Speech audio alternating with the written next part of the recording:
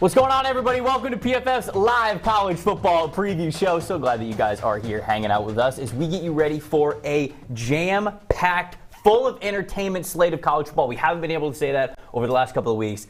This show is going to be a lot of fun because of it. Trevor Sikkema, Seth Galina, Anthony Treash, Eric, you're here with you on the desk. Seth, it's good to have you back. You got a chance to catch Renner now in the prize picks, so I'm glad that you're back for that. Yeah, no, this is great. I'm excited to be back. Excited to pip Renner for his spot in the fourth in the rankings. I'm getting to fourth. That's my goal, is just to get to fourth. I know I'm not going to pass you guys, but if I can pass Renner, then I've done my job. You're not going to pass Treash? That's also very possible. I mean, he hopes he's not passing Treash. Treash just hopes he's not passing Treash. I made a resolution not to get after You Treash. did. I think 5 minutes. He literally said right before we went on, I'm not going to flame Treash today. 10 seconds. Yeah, we made it 40 seconds, so that's actually probably a new record. Guys, other than being at each other's throats already, how are we doing today?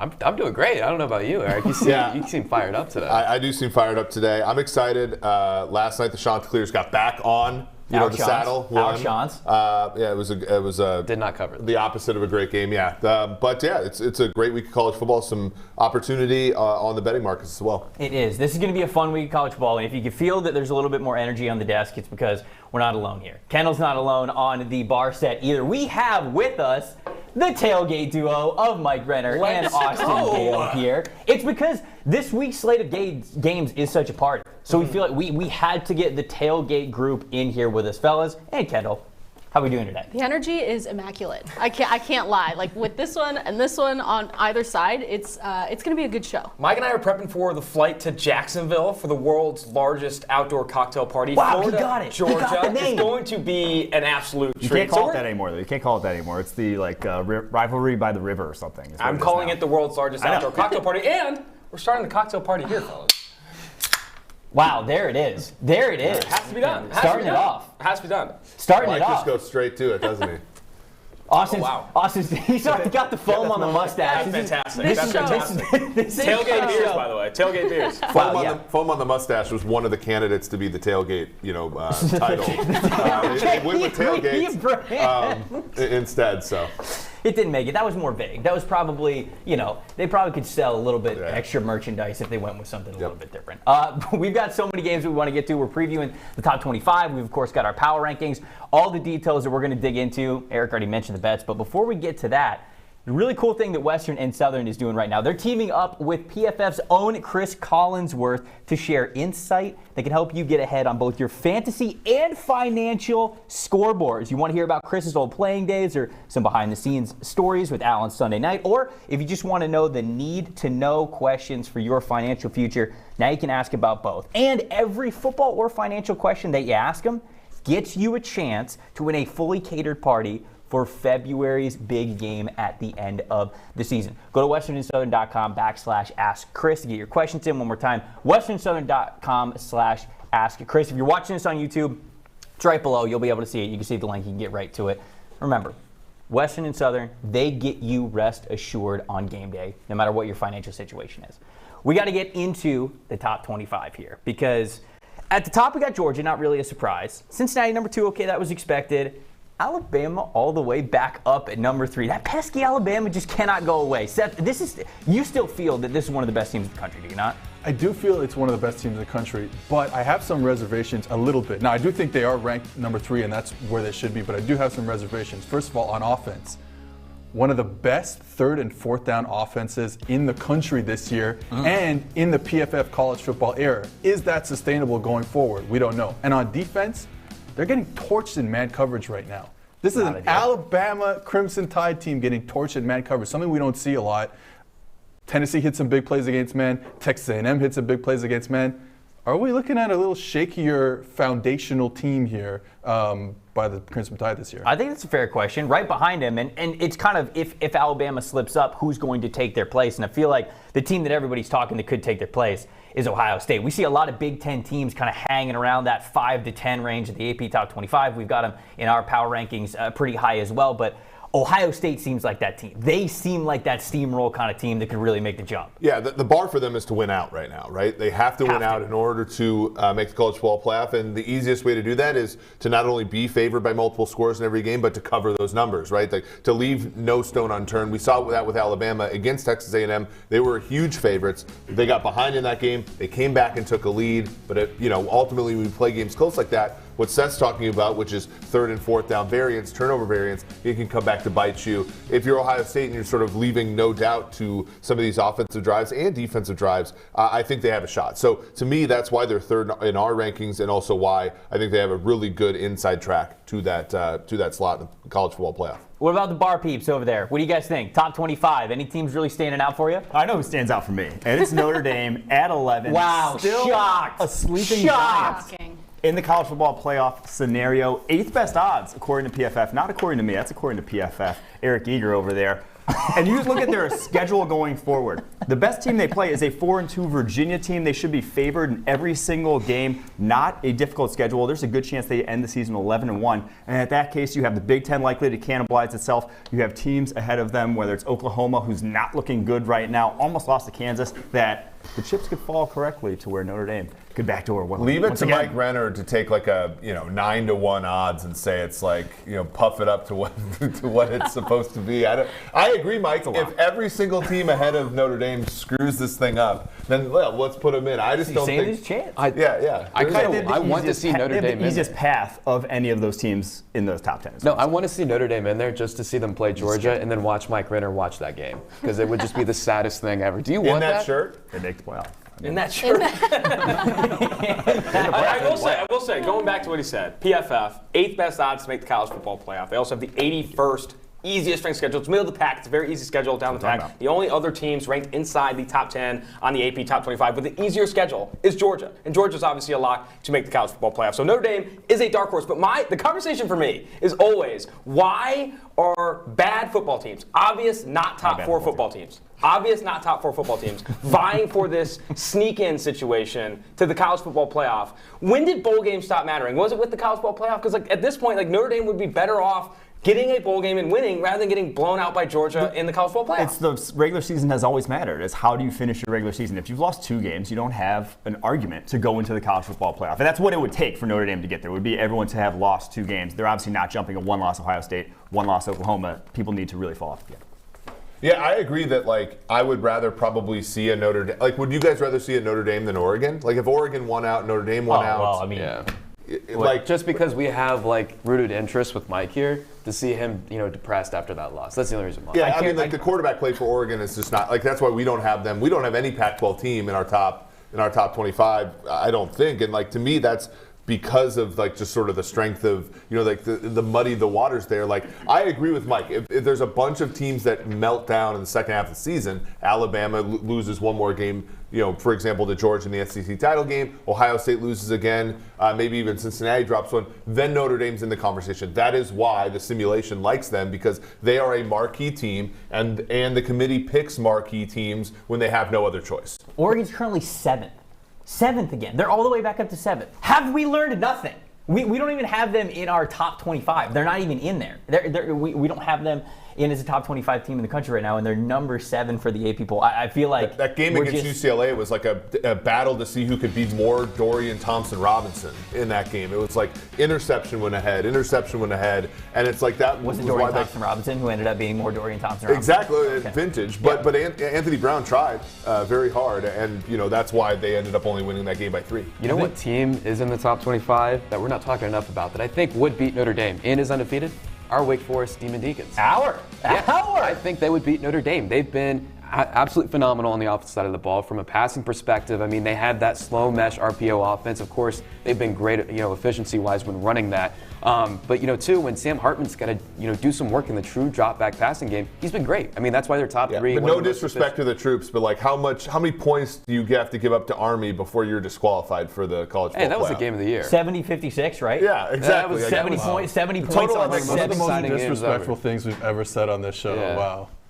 70. Dragging Army like that. The total on that game was 53.5. Nice. It was 53.5? And both teams went over that. Both teams went over the total. I thoroughly enjoyed that game. I know it was a great game. Don't get me wrong. I'm just saying giving up that many points to Army is They not covered, what, though. They did cover. I'm not saying that. I didn't say their defense was great. I said their offense was great. But you think this team, okay, we've had this conversation on this very desk before, that offense is what wins you games in college football. That's what sends you up the rankings. That's what gets you the chance to play for the college football playoff, to play for your conference title. Do you think that this offense is legit enough to really make some noise, it sounds like? I mean, I don't know if they're going to make the college football playoff. Well, okay, could they cruise to a one-loss regular season? I think that's a real-world possibility because of the offense they have. Now, their defense, there's plenty of question marks there, but they have the horses on offense to really do that. I mean, Ja'Cory Roberson, I don't know how we're not talking about him enough. I mean, nationally, he is one of the best wide receivers in college football. He was one of the highest-graded ones in the Power 5 last year, and he's maintaining that this year. He went off against Army. And so I think with this offense, they're going to have a lot of success there. I would rather be in the situation Wake Forest is in with the offense they have and a shaky defense than what Iowa was like, right? Mm-hmm. They had no offense, but they had a really good defense. But, when you rely on that coverage unit every single week, it's going to come back and bite you in the end. And I would much rather have a team like Oklahoma against LSU in 19 where, you could score a little bit and the game, gets to 100 points. And at least that's fun, even if you're going to lose by, 30, right? I would prefer that to, a Notre Dame team and, you got to watch, whatever that quarterback's going to be for Notre Dame, try to, grind out a 35-13 loss. I agree with you, stylistically. I just don't know if Wake Forest is, good enough to run the table, given that defense gave up, half 100 to Army. Let me be clear. I don't think they're making the college football playoff. I think they are. No matter what you would have said there, I would have said the opposite. I'm going to clip that. That's Eric's strategy when it comes to any kind of betting we've learned with Treash. He just goes with the opposite. You mentioned Oklahoma, and I'm curious, what do we think of Oklahoma at this point? Because the Texas game, it's a whirlwind. Caleb Williams, now he's a part of the TCU games. Caleb Williams plays great. Heisman. Oklahoma's going to win the national championship. They're the only team that can score on Georgia. And then last week, they barely beat Kansas, 38.5-point favorites. A football program that, I love this move, no disrespect to Kansas, but opened the stadium completely because they were about to beat a ranked team for the first time in forever, right? What do we think of Oklahoma at this point? We talked about it. I mean, the only reason why they opened up the doors is because if they did beat Oklahoma, that would have been the saddest field storming of all time. There would not have been enough people on that field.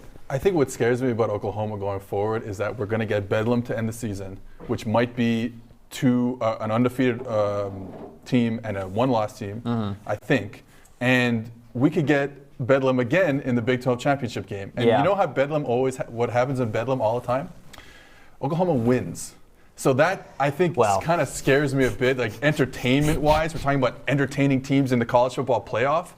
That scares me a bit going forward. But I think Oklahoma, if we want entertainment, put this team in the playoffs. Yeah, because at the very least, when I'm watching Kansas have easy access to passes all game, I know their defense isn't that good, right? And so, if they get into a game and they're going to get blown out in the college football playoff, they're going to score some, but the team against them is going to light the thing on fire, and that at least is entertaining. I think this is what scares me about Wake Forest, getting back to our favorite Demon Deacons. 15th, by the way, in our rankings. They are is that this is going to happen to them before any potential college football playoff chance they have. It's going to happen to them either at the during this end of the regular season or in the potential ACC title game, where they're just going to be in a shootout and they lose, because sometimes you lose shootouts, right? You lose close games. They got a pick six on a punt the other day. That was what extended the lead to 2 scores. It was basically back and forth, and then they got lucky on a play like that. So even against Army, it was sort of tenuous for a while whether or not they were going to win that game. I think that the reason why we have such great discussion about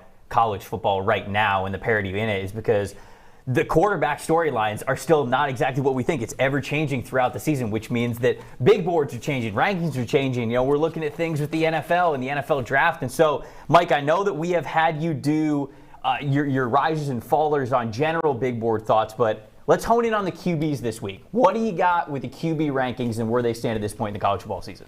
Yeah, I think the quarterback class is going to be the talk of the 2022 NFL draft for a vastly different reason than it was the talk of the 2021 NFL draft. And it's because no one knows who's QB1. No one knows where to go at the top of this draft or if there's a guy to take at the top of this draft. So you're going to see quarterback rankings all over the map. They're going to be in flux all season long, as they have been here at PFF. We're going to talk about it right now as it stands here in the middle of the college football season. Breaking down the top 5 PFF right now. And at number 5, we have the guy from Stanford, Tanner Mckee, The quarterback was a former top recruit, took a 2-year LDS mission, only came back in 2020, has not graded exceptionally well, but a lot of that is because Stanford does not have the weapons that some of these other quarterbacks in the college football landscape are playing with. Now, he may not declare this year, like I said, only his first year as a starter, but some of the prettiest throws on tape you'll see from any quarterback in the country. Really natural thrower of the football. Still a guy, though, I think probably comes back to school. At number 4, we have Malik Willis, the Liberty quarterback, the most physically gifted quarterback in the country in terms of what he can do as a runner when he's 6'1", 220 pounds, makes guys miss left and right. What he can do as a thrower, maybe the strongest arm in this quarterback class, has made big leaps in terms of what he can do from the pocket, his footwork, whatnot. But man, still a project passer at Liberty. He's going to have the Ole Miss game later this year to prove that he's a quarterback worthy of drafting in the first round, but it's still scary that a 5th-year guy is being talked about as a project. On to the number 3 quarterback in this draft class, where it's the guy who's been the biggest riser up the quarterback board all year long. Pittsburgh's Kenny Pickett, the highest graded of these guys so far. A cannon for an arm, has made plays left and right, no bad games on his tape so far this year. The Clemson game solidified his spot in the top 5 this past weekend in that win Pittsburgh has. He has been electric without a ton of talent there, obviously, around him at Pittsburgh. What worries me, though, the timing, late to a lot of throws, relies on that arm strength. That's not a great thing when projecting to the next level, and still relies on a lot of stuff outside the pocket when he is probably the worst athlete of these 5 that we've talked about here. On to the number 2 quarterback on the PFF draft board, and it's North Carolina, Sam Howell. He can make any throw on the football field, 6'1", 220, and he's added a rushing element to his game this year. The most rushing yards of any quarterback in college football, 6'1", 220. He's made some beautiful downfield throws. That is his calling card. He has said that he doesn't think there's any window and any throw on the football field he can't make, but has taken a big step back in his consistency. Another candidate to possibly come back to school because he has first overall pick type of talent, but has not had first overall pick type of season for North Carolina. Last, number 1 on this list, I guess I should say first, it's Matt Corral from Ole Miss.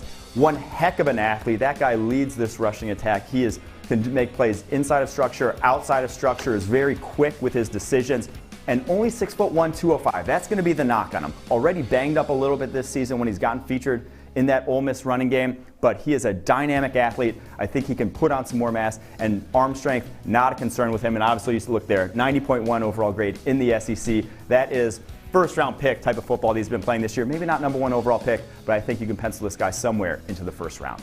All right, great stuff, Mike. The one that stands out for me, guys, is Kenny Pickett, because Kenny Pickett has come out of nowhere. We're not touching on Pittsburgh's game this week, but obviously the big upset win over, well, I guess not upset win, depending on how you look at it, over Clemson. Pitt finally beating a lesser Clemson team, but it was a big statement game. You know, Pitt's schedule up until that point, it was like, okay, Kenny Pickett's playing well. Let's wait till they get to Clemson. They get to Clemson, and he plays beautifully, I think. And it feels like Kenny Pickett is having the best season among those guys. What do you think? Yeah, one question I have is, like, what is the ceiling for a lot of these guys, right? Are we grading them on a curve because there isn't this sort of great quarterback class? Is this like, it's sort of weird, but like, are we scouting a bunch of like Kyle Ortons right now? Right. And that's what everybody's afraid of, I think. Everybody's afraid that that's the situation. They're thinking that it's that 2013 NFL draft class where E.J. Manuel's the first one who goes off the board at number 16. Gino Smith, by the way, 2-0 against the spread so far, so let's not besmirch the 2013 draft Sorry, class. my apologies. The draft's all about chance, right? And I mean, you made a very good point there. I mean, are we looking at Kyle Orton's here? And I think with Kenny Pickett, that's where my concern is. I'm not sure if I would touch him pretty early right now because, you know, like Mike said, holds on the ball for a very long time. And I think he's in a good situation there with that pass protection he has there, not facing a lot of pressure. He can get away with holding on the ball on average 3.2 seconds. But in the NFL, you're not going to get away with that. And like Mike said too, he's probably the worst athlete of the bunch. So that's where my concern lies with Kenny Pickett. But a guy that stood out to me, Sam Howell, number 2 on Mike's board. I love that because I feel like he's getting knocked significantly because of his season. It's nowhere near what he did as an underclassman, you know, with true freshman and sophomore seasons. But the situation around him, I think, is as bad as anybody else in the class. My biggest problem is in how we evaluate quarterbacks, especially within their college systems. So we've had these seasons now, 2 straight seasons from Malik Willis, from at Liberty. We've had Matt Corral at Ole Miss. We have Sam Howell, North Carolina. These guys play in systems built to win college football games. Yeah. Kenny Pickett, when I watched him in last offseason, I saw a quarterback that was pretty good, but playing in a tougher surroundings, tougher environment at Pitt. Now, Pitt's changed their offense a little bit. They're bringing Brendan Merritt to coach the receivers. He's got a good offensive mind.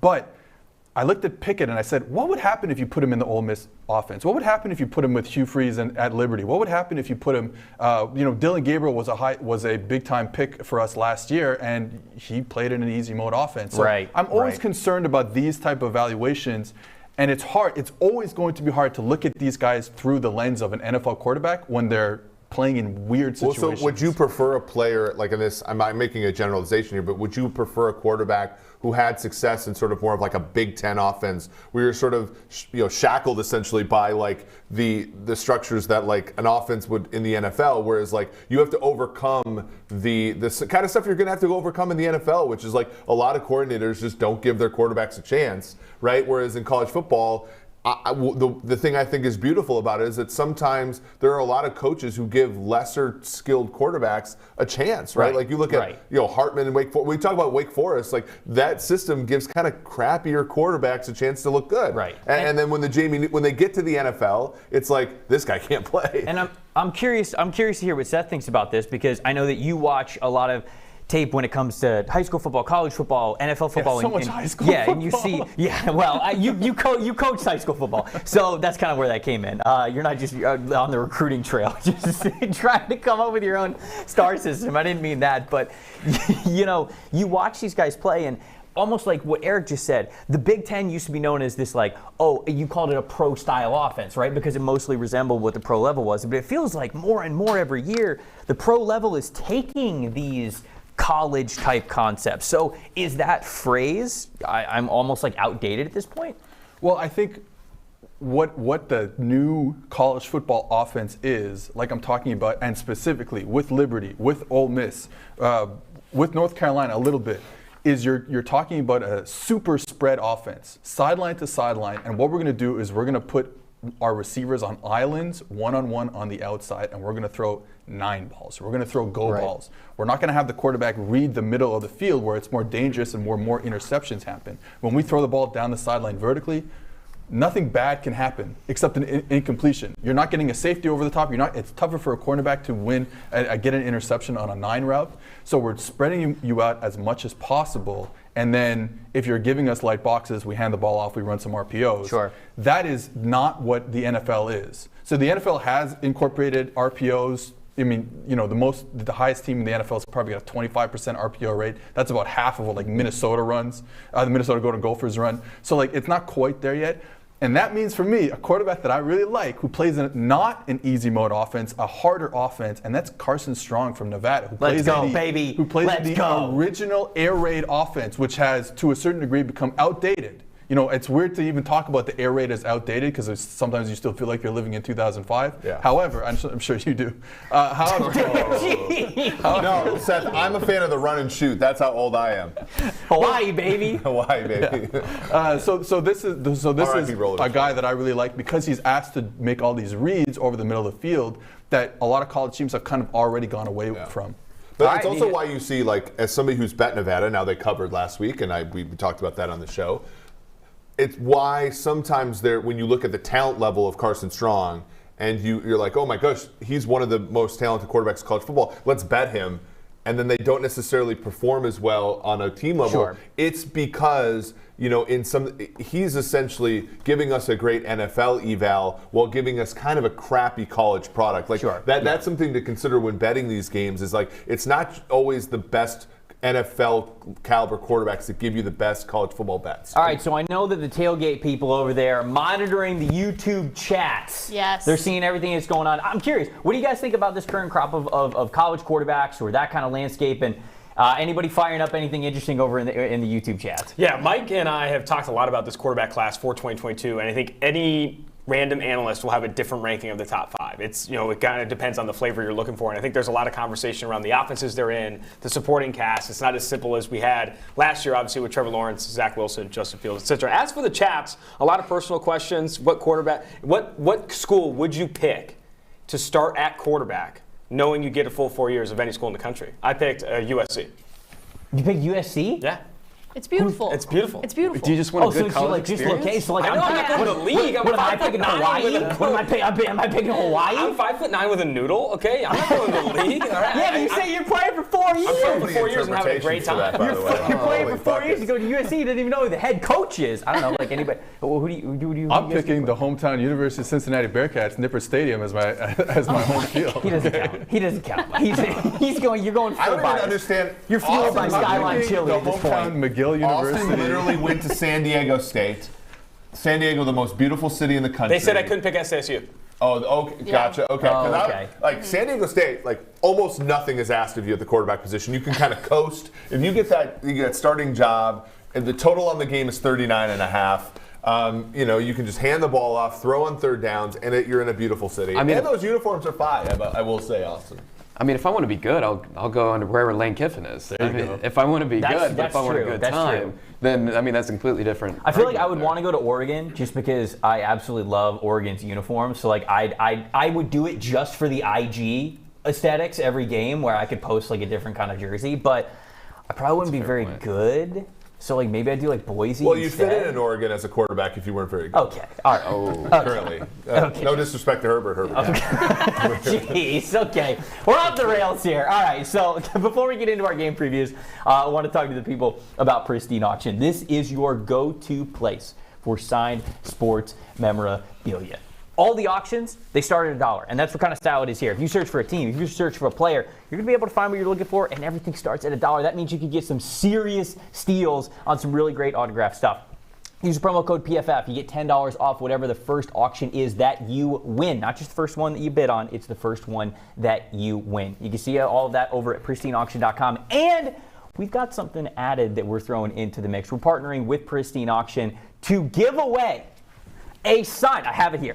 That was poorly timed, but a signed Davante Adams jersey. I have it right here. You can see the signature. This isn't my signature. I didn't forge this. This is actually Davante Adams' signature. And the way that you can win this bad boy, very simple. Tweet out your college football takes, hottest take, best take, or NFL take, because we're also doing this on the NFL show. Tag at PFF and at Pristine Auction. We're going to be giving this away at the end of the weekend. And every single take that you fire off, that you tag PFF and Pristine Auction, college or NFL football, that's an entry. That's an entry for this bad boy. All you got to do is tweet out your best or hottest take at PFF, at Pristine Auction. We're going to discuss it on the show later on this week when we're talking on the NFL show, so watch the NFL show as well.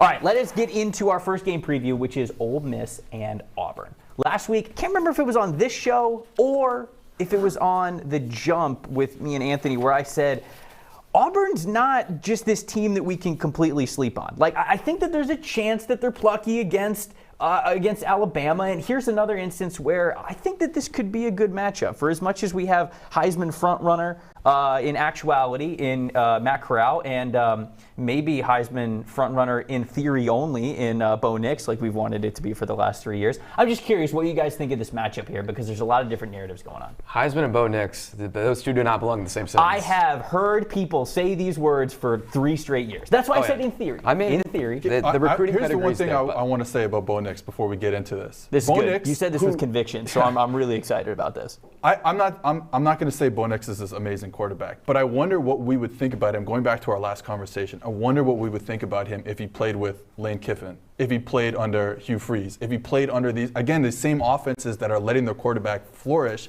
Now, I'm not saying that he would be a NFL prospect, but he would look and people would think he might be an NFL prospect because of the offense he plays in. He unfortunately gets Gus Malzahn, who's never had put out like great quarterbacks who weren't real runners, and now Brian Harsin, who's living in a half spread, half traditional offense kind of world. I wonder if we don't like Bo Nix enough, but it's because of the offense that he plays in. That's a very fair point. I mean, we talked about it all the time. You know, these college-y offenses, how much they can kind of skew how good a quarterback really is. I think with Bo Nix, with how much he breaks the pocket and he wants to be the gamer, you know, and be the superhero, I don't think it would matter if he was in another offense. But, you know, these quarterback-friendly offenses, Ole Miss, they definitely have one. Now, I did say a minute ago, if I wanted to pick any college, I want to be good, you know, be an actually good college quarterback, I'd go under Lane Kiffin. But that's not to say, Matt Corral is just good because of Lane Kiffin. This guy's ultra talented. I think he's one of the best college quarterbacks out there. Now, it's interesting because you look at this matchup last year, there was only 2 times under Lane Kiffin Ole Miss has failed to generate positive EPA per pass. One of them was the Auburn game last year. Now, Matt Corral struggled to pass the ball, but he shredded him on the ground. I think he's going to have success doing both here, and that's why I think Ole Miss is going to win this game. It could be a close one, but I think they're going to win. You look at this Auburn defense. Now, they have a lot of talent there, but they have not been performing up to snuff against the big dogs. I mean, specifically when defending the middle of the field, the slot has been getting peppered. I mean, they're allowing 10.5 yards per attempt over the middle of the field against opposing Power 5 offenses. It's the 3rd worst among Power 5 defenses.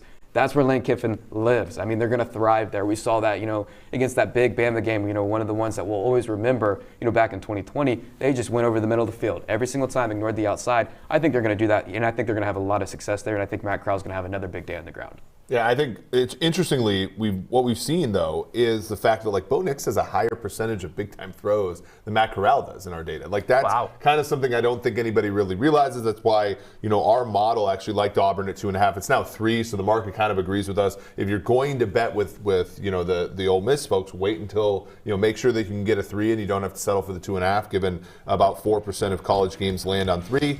But that's kind of where I see it. I think if Auburn can control sort of the tempo of the game, if they can play sort of their style of football, and this game goes under 66, I think they have a really good chance to win. I agree that if it opens up and this game asks of Bo Nix what he can't handle, it's going to be really hard for them to win.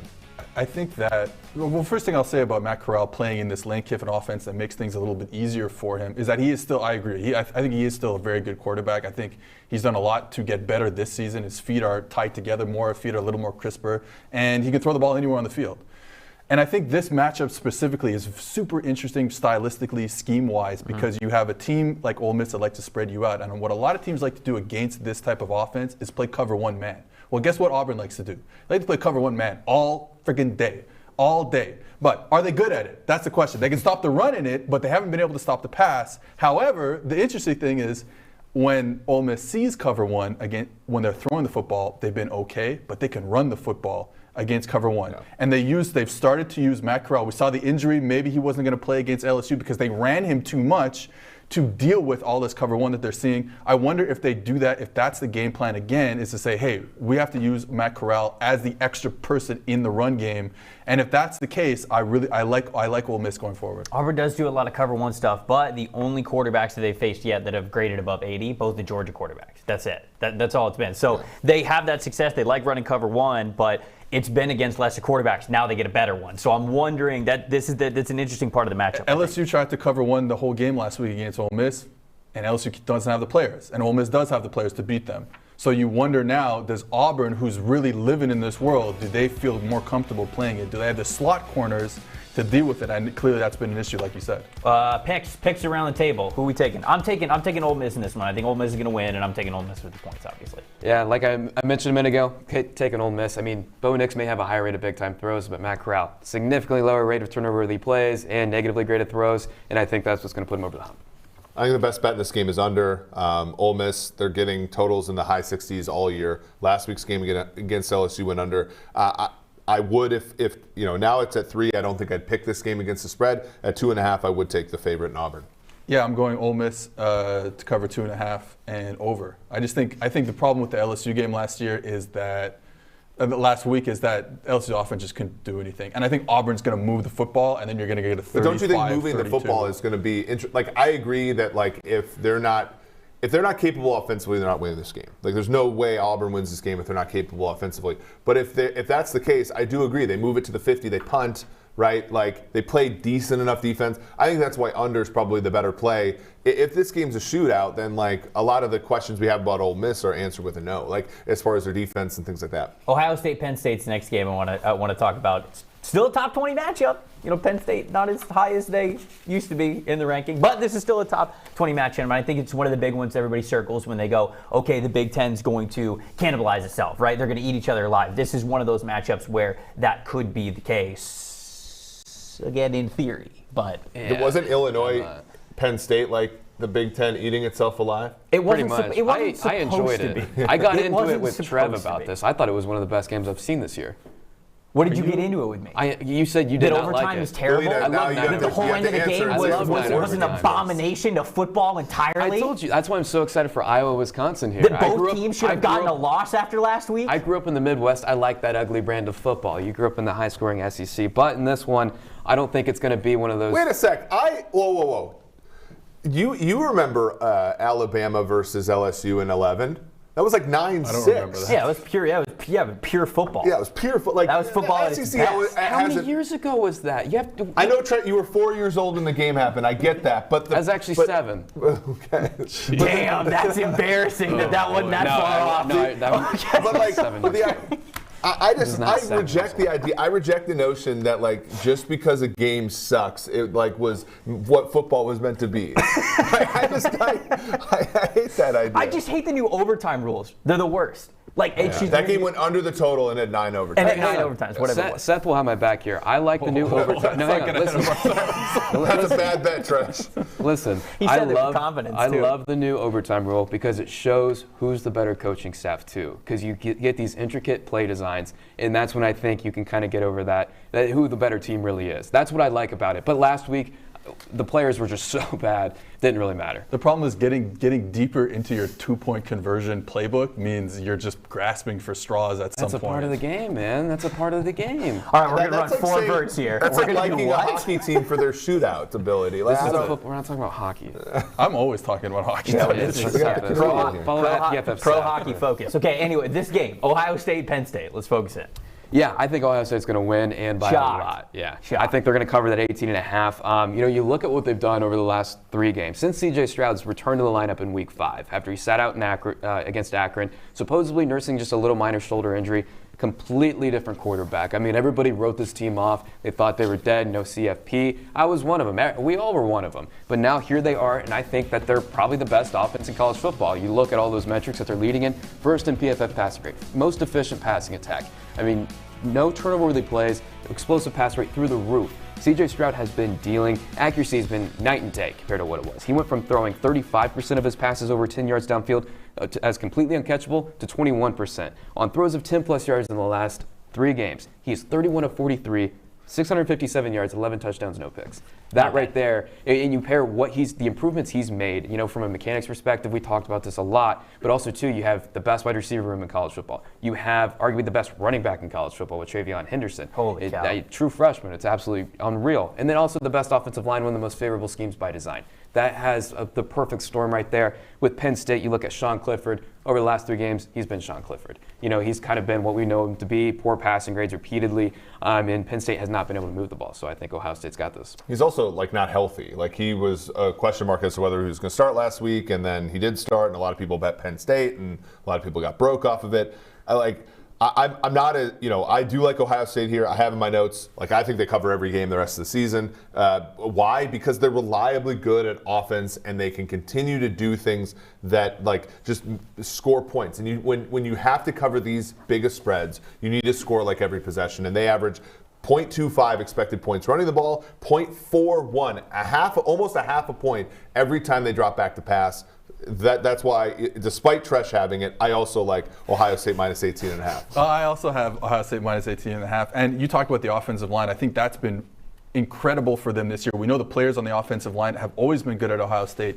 They had some miscommunication issues. They were letting some free rushers in last year when Justin Fields was the quarterback. That is not happening anymore. This is their best in terms of our pass block efficiency metric. This is their best pass pro unit in the PFF college football era, and this year they're the 7th highest in the country, and that's allowing, like you said, C.J. Stroud to sit in the pocket and run this vertical offense. They've transitioned over the years since Ryan Day has been there. They were a little more horizontal early on with Dwayne Haskins, with J.T. Barrett, and now they've unbelievably vertical. They produce big plays by scheme, by throws, by having better receivers than everyone else. And I think that's really putting them, and it's not a complicated scheme. I mean, they're lining up in a lot of 2x2 open, a lot of 3x1 open, and they're letting their quarterback sit there behind a very good offensive line and deal with these vertical option routes, and it's been super fun to watch. I'm taking Penn State getting 18.5 points, and this might just be me throwing it out in the universe and seeing what happens, because this is the barometer game for me when it comes to Ohio State.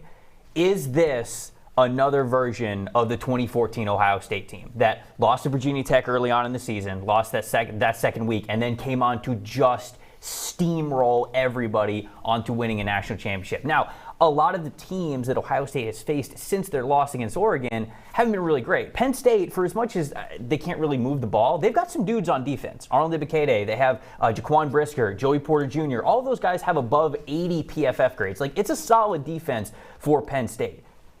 If Ohio State can make this Penn State defense look like they don't even belong, then we are legit talking about a potential Ohio State national championship type of team. So that's kind of what and this is a Penn State defense that has given Ohio State trouble over the years. I mean, this is not Ohio State's not competing anymore with Michigan or some of the other teams in the Big Ten. They're always competing with Penn State, and they've given them some trouble because they don't really run that classic Big Ten defense, sit back in too high shell cover 4. I mean, they're going to get after you. They're going to do that. I just think Ohio State's just too good this year. We need to talk about James Franklin, the stuff off the field with him. Is he going to USC or not? Because some of the stuff he's saying, you know, they're just getting ready for Illinois, you know. Yeah, no, he's coaching USC. He's coaching Austin when he goes over to USC when Austin's declaring to play quarterback there. So let's talk about some Heisman guys. C.J. Stroud is absolutely on here for the season that he has been having. Bryce Young is number 1. Matt Corral number 2. What do you guys think about this Heisman list?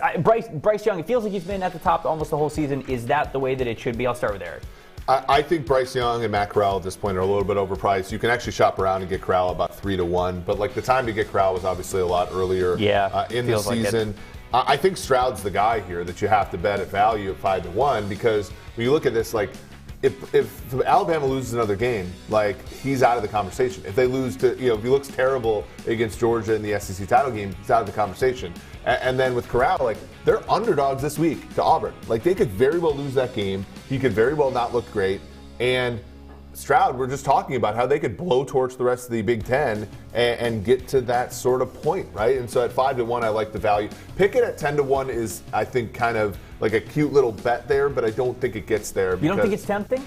It is, but like I just don't know if I just don't know necessarily if the committee is going to take an ACC quarterback. I don't know. Yeah, I think it's Trevor Lawrence got none. You mean the Heisman committee? Yeah. But I wasn't sure whether you're saying college football or Heisman because it just feels like if Kenny Pickett continues to have the year that he does, even with, all right, maybe some reservations that we have about him, they're running the table, they're winning the SEC, they're winning the ACC, they're probably getting in, right? If they run the table and they're not undefeated. So I guess that kind of goes. Yeah, I mean the issue is they're always like Trevor Lawrence never won a Heisman. He never really even got close. And they had much better seasons than Pitt is having, and he was much more impressive at times than Pickett has had, the season that he had. So I think that the committee is just going to, or the voters are just going to kind of look towards these other 3 guys first. How do the tailgate folks feel about the current Heisman odds? We've got Bryce Young at the top, then it's Matt Corral.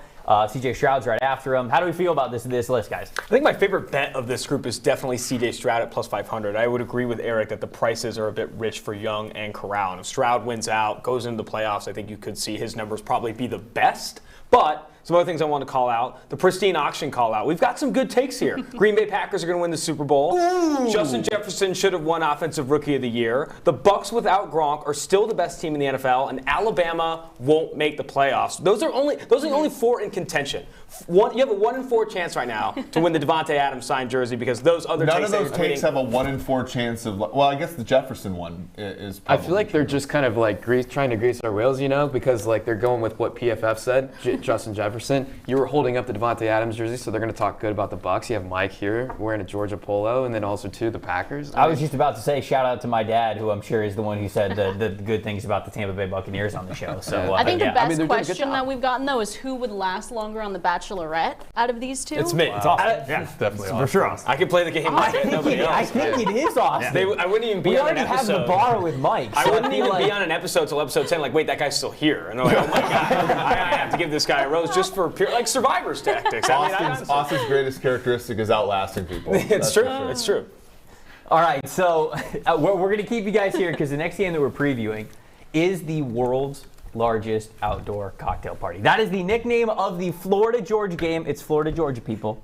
It's not Georgia-Florida. Just making sure everybody knows that out there. This is one of the premium college football events all year. It's one of the best rivalries. It's got one of the best atmospheres. It's a neutral site in Jacksonville, Florida.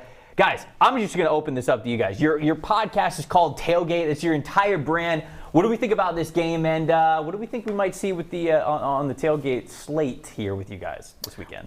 We are rolling in. Flight leaves around 5 o'clock. We're going to touch down in Jacksonville. Wow, so you're off the show onto a plane. We're onto a plane. We're both going to be in Georgia gear. We are supporting Georgia down there as the 14-point favorites. You do hate to see that. And, we're going to really test the waters with the tailgate scene. We want to be fully immersed. Probably going to test the bar scene as well tonight. But tomorrow, probably about a 10 a.m. start, get into the tailgate scene and see where things end up. We're hoping that Florida turns out, though. I think they should.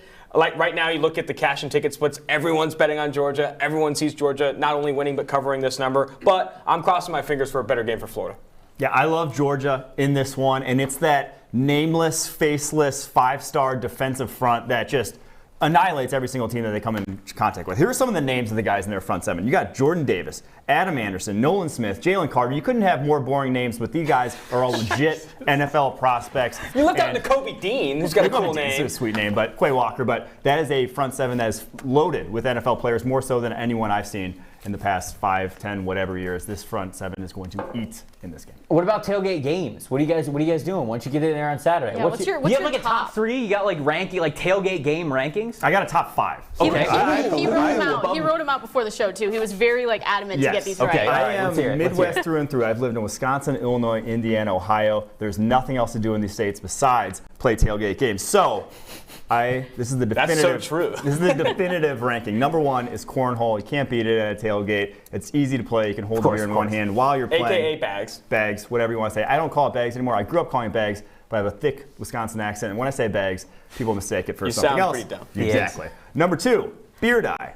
Classic game. If you haven't played it, look it up. Number 3, boom, rage cage, whatever you want to call it. Flip cup, or no, stack cup, whatever you want to call that. That's classic. Beersby at number 4, and then baseball at number 5. Some games you don't want to play at tailgates. Don't want to play beer pong. It takes forever. If it's windy at all, you can't play. Don't do that. And washers stinks. Guys, I don't even play washers. I question why you even bought it. I don't even know what like half those games were. I've never felt older. I've never felt more like Eric in my whole life. I do agree with Mike's take on beer pong. Like I do think it's just. That's the best top 5 Mike's ever put out, right there. Okay, you're all for that? Dude, I recently discovered beer die. Like, I didn't know what beer die was until like 2 months ago.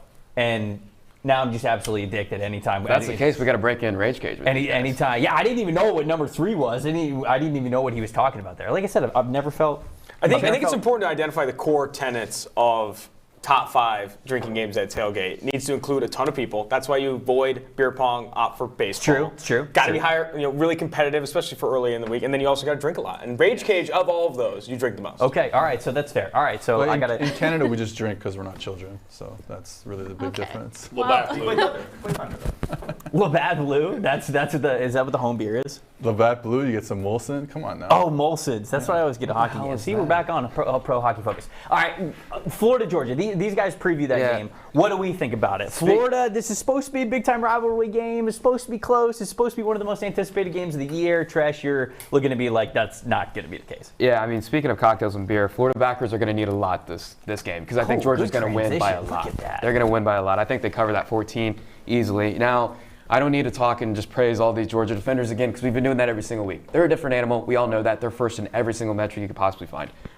You look at the Florida offense. They're going to try out a 2-quarterback system there with Emory Jones and Anthony Richardson. I'm sure you're happy to see Anthony Richardson, but I don't think it matters who's out on the field. I think both quarterbacks are going to make some pretty big mistakes because you look at Emory Jones, he's consistently a tick slow there, and I think with how athletic and gifted these guys are on defense, they're going to take advantage of those mistakes, and that's really why we've seen Emory Jones have 2 times as many turnover-worthy plays as big-time throws this season. Just consistently late there. They're going to take advantage of that. With Anthony Richardson, he's been the classic young, inexperienced quarterback, and there's nothing wrong with that. I'm not going to say that he's a problem long-term because of the issues he's making under pressure.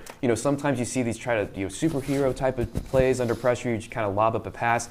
He's been doing that over the last couple of games. 9 pressure dropbacks, 1 completion for 8 yards, 3 interceptions. That's not good. I think he's going to have some of those mistakes in this one too. So either way, if it's Emory Jones, Anthony Richardson, I think Georgia's got it in the bag. I think they win by. Seth, what do you think about this game? Yeah, I mean, I kind of agree with you, Tony. I think it's tough to find a way for Florida to kind of even stay in the game. But with that said, one of their biggest issues this season, they are 89th in the country in yards per attempt when you take away schemed up plays like RPOs, screen passes, and RPOs and screen passes and play action, 89th in the country. However, they are 12th in play action yards per attempt. So can they stay in the game long enough for them to feel confident calling play action on first down, on second down, and living in a world where they can hit explosive plays? Because if they get down early and they have to drop back and throw it all the time, it's not going to be pretty for Emory Jones like you talked about. But I think that is probably the only way that Florida sticks around in this game. If Georgia's offense is kind of sputtering to begin with and they can stay in the game and it's only 10-7, only 10-0 or something like that, then they can stay in the game and try and hit explosive plays off play. Yeah, the hard part with that, though, is the combination of what Anthony said, which is more turnover-worthy plays and big-time throws for Florida. That means you might get a pick six. You might get something like that. It's a 14-point swing and a 14-point spread. And the underrated thing about Georgia, 0.33 EPA per pass play. And it's easy to cover spreads when you can make big plays in the passing game. The problem is that you mentioned turnovers, and I agree. I think that Florida's going to need turnovers, right, if they're going to compete in this game. They're 87th in the country in total interceptions with 4, and they're 117th in the country with just 2 forced fumbles all year. Like, this Florida defense just does not produce turnovers this year. Well, and I think that's a point. If you're a Florida fan, like I put this kind of in my notes too, it's like they haven't been great. But I think they've had some unlucky things too. The loss to Kentucky was not lucky, right? Like they should have won that game. There were a number of times when like they've been less bad and just more unlucky. Maybe they can get some turnovers in this game and keep it close. I think too, another thing, an interesting part about this is what Georgia does at quarterback with Stetson Bennett and JT Daniels now returning from injury. Because we have seen Dan Mullen say he wants to get both quarterbacks out there. Maybe it depends on what they need for the game. If they need a mobile quarterback, they'll put Stetson out there. If they need someone that's going to be accurate, they'll put JT, even though I think Stetson is edging him out from a numbers perspective in that category. And I think that's probably Florida fans, they want to see that combo. They want to see it go back and forth, and because I think that's when you start to lose some of the click within the offense. And with JT Daniels kind of not playing recently, I think he's kind of prone to making mistakes, and we kind of did see that earlier this year. So I think that's a rooting interest for Florida, but I still think Georgia's got this. Anybody taking Florida in this game? What's the line? 14 and a half? 14. Anybody taking Florida? I'm not. I could see it kind of like, Georgia's defense is so much better than Alabama's, but I could kind of see Florida playing like they did against Alabama if they just scheme it up. They get some option runs to the outside, get Emory out of the pocket, like I said, stick around long enough that you can hit explosive plays. It's tough. It's 14 is a Georgia number for me. I think that Alabama, how close it wasn't so much what Florida did, it was more about Alabama, because that was Bryce Young's third collegiate start ever. And he played okay, but it wasn't anything outstanding from a grading perspective, and they were inefficient on early downs. That was a big struggle with them, and you did mention it earlier, but they've improved a little bit down the stretch here, and Bryce Young's been so much better. And so I think that one was closer because of Alabama, not so much Florida. Kendall, Mike, Austin, you guys got any final thoughts on Florida, Georgia before we go on to our last game? I think you hold your nose when you take Georgia, minus 14, obviously the better football team. I think if it got to 14.5 and maybe up to 15, maybe you start to take Florida. But I think 14, like Seth said, is a Georgia number. Hold your nose and take it. Mm-hmm. All right, well, there we go. Nobody's taking it. Michigan State, that's the last game that we're talking about here. Big-time rivalry game. Big-time matchup for the top 10. Michigan State is having a season that not many people would have predicted. I tried to find like a major hole in Michigan State, and where I think that they're not as talented as some of the other teams that we talk about when it comes to the top 4, top 5 teams in the country. They've played well, and I've got to respect the way that they've been playing. I'll start with the tailgate folks on this one as well. Michigan State. What do we think about this game? What do we think about this preview here? I'll say this. Michigan State does not have the better offense, does not have the better defense. Right now, Michigan has a top 4 defense in EPA per play in the Power 5. Michigan State nowhere near that category. And also, the other point is this line did open up at 6.5 in favor of Michigan. It has now gotten down to 4. This is going to be a low-scoring affair. I think if there's a bet I like in this game the most, it's the under 50.5. This is going to be a slodge. It's not. I don't even know if that's a word. But Big Ten football, baby. Big Ten football, 10-7 football. East Lansing's going to be rowdy. I think that's the biggest reason why you saw that number go from 6.5 to 4, because this atmosphere is going to be electric. If we were going to Jacksonville, Mike and I would be heading to East Lansing, because this is going to be one of the biggest games of the weekend, and it's a 12 p.m. kick. 12 p.m. Eastern kick. You got to get on that. Yeah, everyone's going to be talking about Aiden Hutchinson, rightfully so, been the best defensive end in college football. But other side of the football, Michigan State has their own defensive end. Jacob Panashuk leads the FBS in pressures with 45 so far this year. He has been an impact story defensive end. And then Kenneth Walker, the do-it-all running back for Michigan State. He is their offense. So he goes as they go. He's the one who has to have a big game if Michigan State's going to win. I think Michigan State, and a question that we've gotten a lot is do you guys think they're for real being undefeated? And that's a question we've gotten a lot. And I think this game is going to show that no, it's not right, and Michigan is going to come in and show why that's not true. All right, I'm also glad that Mike brought up Kenneth Walker, because this is a big running back game. Blake Corum, who has been in the conversation by people wearing Michigan jerseys in the Heisman conversation, but a lot of people like what he's bringing to the table. Cade McNamara, not one of the highest graded quarterbacks. They've been doing this kind of 2-quarterback system with that five-star freshman that they do have. It's going to be Blake Corum versus Kenneth Walker. Michigan has the better defense, and maybe not the better running back. Walker, one of the best running backs in the country this year, but I think the better defense wins this one, and that's Michigan. What do you guys think? You agree? So, Austin, a minute ago, you said you're going to hold your nose, take Georgia minus 14. I'm not holding my nose with that one. I'm holding my nose with this one by taking Michigan minus 4. I think Michigan's got this, but there is one concern, and it is with that defense. And it's not with Kenneth Walker. It's how they defend Michigan State's play-action offense. Because you look at this Michigan defense, their one big flaw is how they defend play-action. They're allowing a 140.2 passer rating against play-action passes, the third worst in the Power 5 this season. You watch them on film, the linebackers, it is egregious how big they're biting there. And you saw it in that Nebraska game, right? Nebraska didn't score a point in the first half. They scored 3 touchdowns in the third quarter. All were big pass plays off of play-action shots. You look at this Michigan State offense. Now, against Indiana, it was bad. They were anemic across the board, but they've been using a play-action concept on about 70% of their deep throws this season. I mean, they love to do that pistol split zone play-action deep shot, and it's been working for the most part outside of the Indiana game. They've completed 12 passes play-action on deep shots, and 7 of them have been touchdowns. So I'm a little bit concerned there. Michigan's defense, they're going to have to be on their toes. They're probably going to try and do some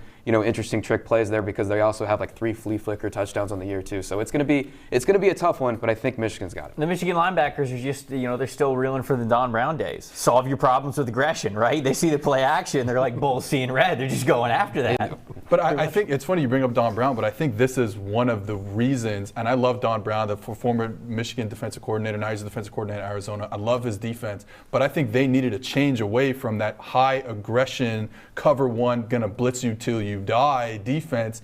They couldn't play on the outside. If you're going to play cover one, you got to be able to play on the outside. They couldn't do it the past couple of years, especially last year when they had that horrible season. So bringing in a new defensive coordinator, even though he comes from the Ravens, who is Mike Macdonald, who and the Ravens are a cover one blitz-heavy team, they've kind of settled down and say, hey, we're going to play more zone. We're going to stay in 2 high as much as we can. We play quarters. When we spin down, we're not going to play cover one. We're going to play cover 3, play in zone, and we're going to let our D-line take care of a lot of stuff. And I think that's been one of the big transitions from that's been from playing a really bad defense last year, playing with a bad defense this year to a good defense.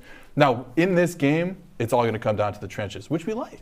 We got to like trench warfare here on the PFF college football set. Michigan's got a good offensive line. They're playing against a good defensive line. Michigan State's got a good offensive line. They're playing against a good defensive line. I think that's super fun to watch. Yeah. Whoever wins that battle, whoever wins the physical battle up front is going to win this game. Yeah, and I think, again, take note, I'm saying this, a running back, Kenneth Walker is one of the best players in college football. Hey, they matter in college football. They do matter in college football, and I think in this game, all the stuff that Seth's talking about is true. And I think it's going to be less important in this game because of Kenneth Walker, because they can control the ball, running him, right? 4.82 yards after contact. That means if you don't block a play up, you have and 5 yards in college football is a successful play per EPA.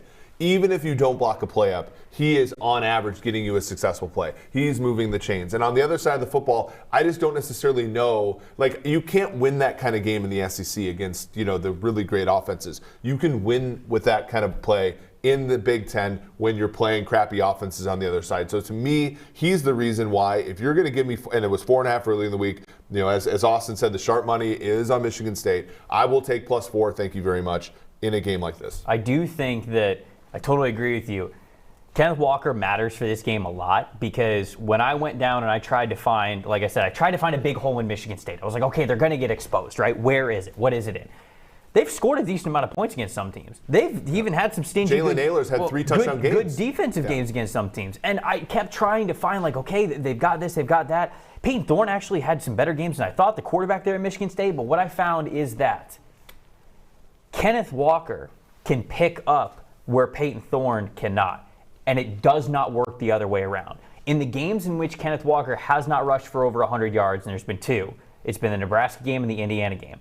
By far, Peyton Thorne's worst performances. So when teams sell out to stop Kenneth Walker and they go beat us with the arm, Peyton Thorne has not been able to do that. He didn't rush for 100 yards in the Youngstown State game, but that's because they were blowing him out, so I don't really count that one.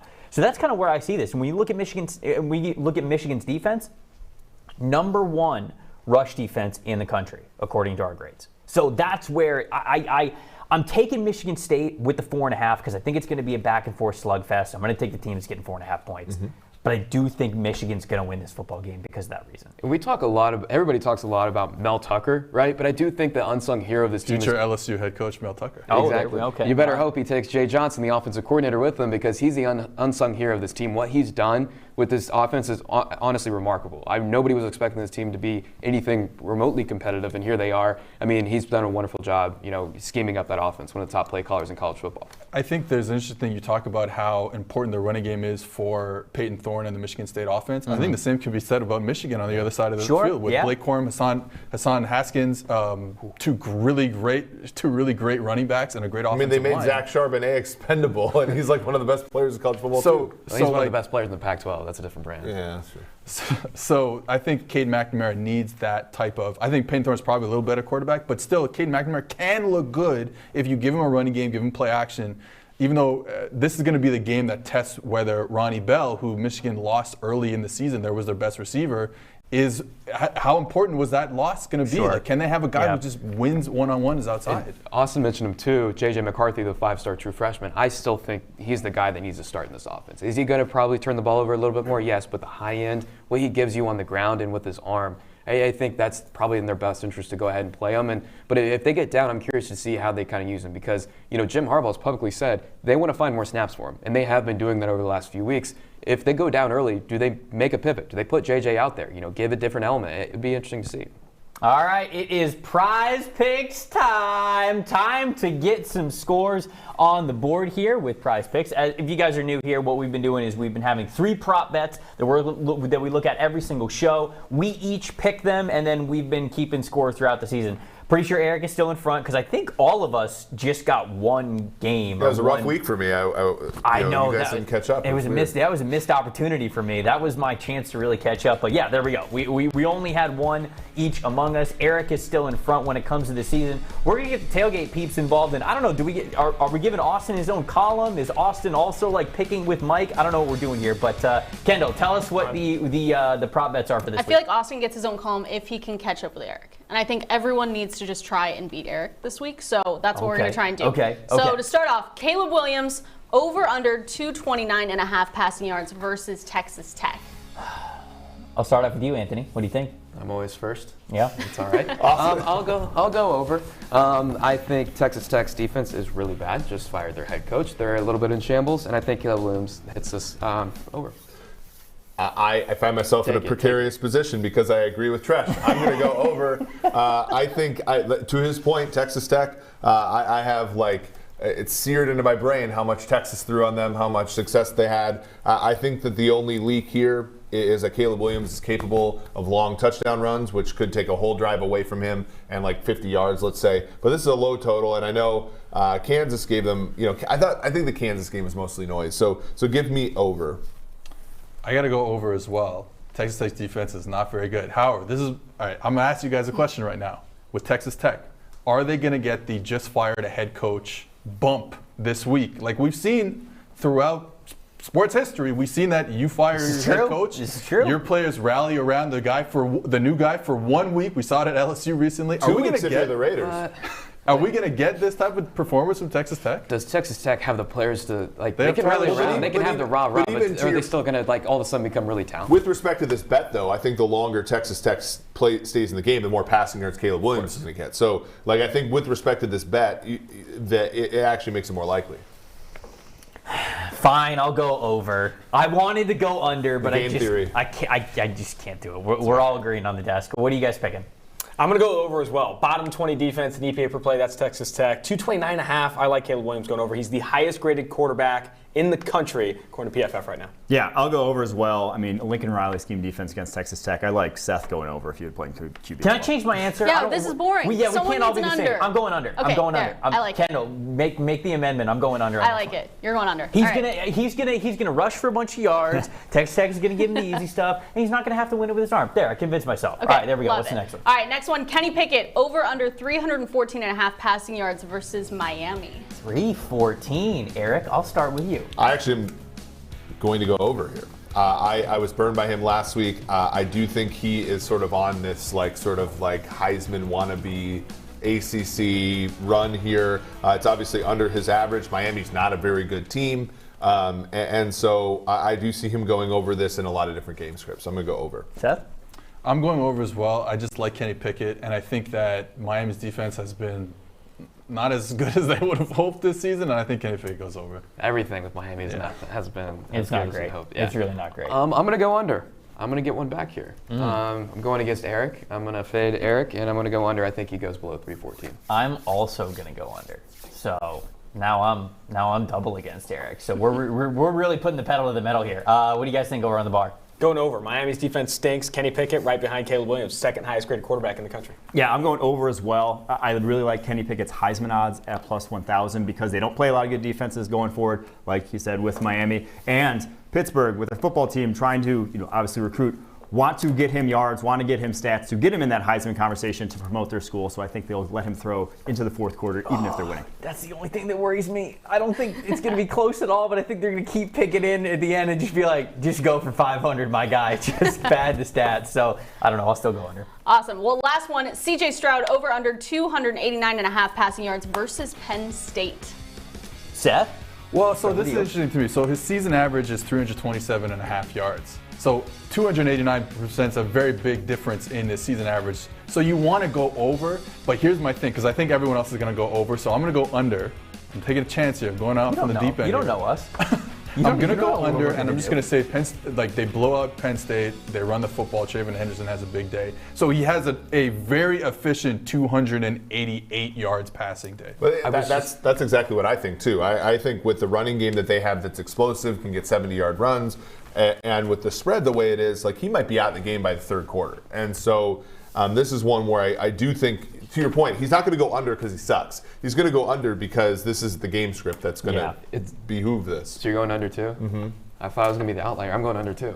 This screams like a 17 completion, 270-yard, 5 touchdown type of game. You know what I mean? Jameis game. That's what it screams.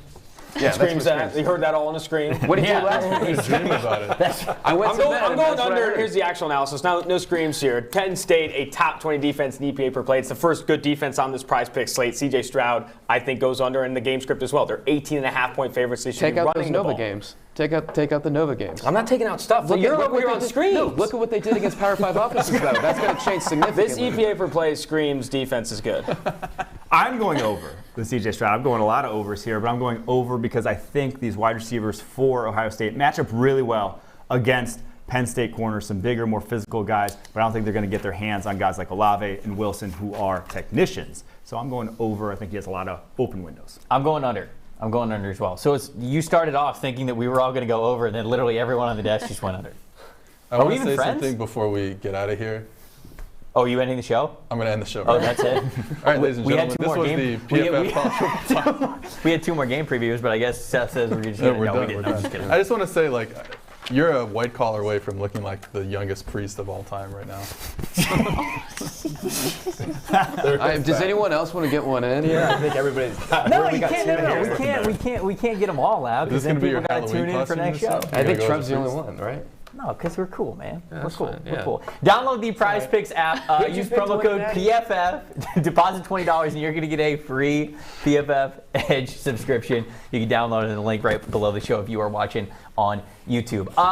Tailgate people, thank you so much for joining the show. That was a lot of fun. Do we have any YouTube chat questions or anything like that? YouTube questions have mostly been about me and Mike's personal lives, so it hasn't been a lot we can share. Well, have you been able to answer them? We have, and we've answered them aggressively. It's been very entertaining. Do we have any other tweets that anybody sent? No other good takes. The tweets are being taken. So make sure you tag Pristine Auction and PFF in your tweet for your hot take. There's a bunch of lukewarm takes. Someone said Derrick Henry is the best running back in the NFL. You're not going to get picked for that. You want a Devontae Adams jersey? Look at this jersey. This doesn't say lukewarm take. It says. Okay, it actually says Adams, but you're not going to get it with some lukewarm takes. So Ohio State's going to win the national title. That's my hot take. Is that would even that hot? work? It's Would close. that you tweet it? Tweet it right now. Yeah, Tweet tweet it. it. I don't have my phone on me. Oh my god. The He's one going to time I create a don't have my burger phone immediately attached to my head. after this show. Eric, we got any bets for the road before we get out of here? We do. We have the Ghost of Brolo gone. Okay, so I'm taking good. Hawaii plus 5.5. Utah State. Utah State's not very good. Okay, there's a theme to all of these. I'm taking Purdue plus 7.5 Get the graphic. against Nebraska. Nebraska's not very good. Nobody told me we were making that. I did see this ahead of time, so I'm not as surprised. Oh and then my gosh. Cal is not very good, so I'm taking Oregon State. That's the break in Against Cincinnati. Cal. He's putting winners in quotations because he never actually wins. That's the bridge in Cincinnati that's closed down he's since saying, unsafe. he's saying matter in quotes Wait like a running sec, backs. Seth He's just talking said about running backs. Who's ahead in Prize Picks by multiple picks? I've done like 2 shows, so like you're just by volume you're going to be ahead of me. I agree with Oregon State. I love that one. Picture on the right, he's wondering why the Hot Pocket is so hot on the outside, but on the inside it's still cold. The irony of that picture was that bridge is closed for 6 months here in Cincinnati. that bridge is under construction. You can't even get off of there. It's because it's unsafe. It's because it's unsafe. They're worried it's going to fall apart. Exactly. So they got Eric's bets there. These picks also unsafe. All right, everybody, for the tailgate duo, for Kendall Valenzuela, for Anthony Treash, Eric Either, Seth Galina, I'm Trevor Sikkema. Thank you so much for watching the show. Enjoy the weekend. We will see you guys right here, same time next week.